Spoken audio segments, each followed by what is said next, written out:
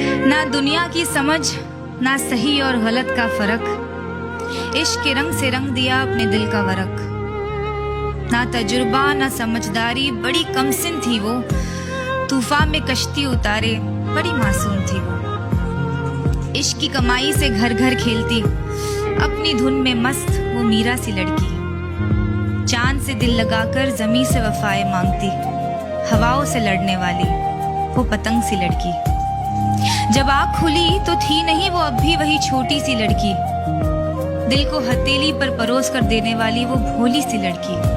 कहते हैं कुछ भारी सा गुजरा था उसके नरम से सीने के ऊपर से, अब जरा नाप तोल कर हंसती है वो मनमौजी सी लड़की। हकीकत दरवाजे पर दस्तक दे रही थी, भला पलक झपकाती तो किसके लिए वो सपनों जैसी लड़की। समेट कर अपनी आबरू फिर कलम उठाएगी, खुद अपनी कहानी लिखेगी वो।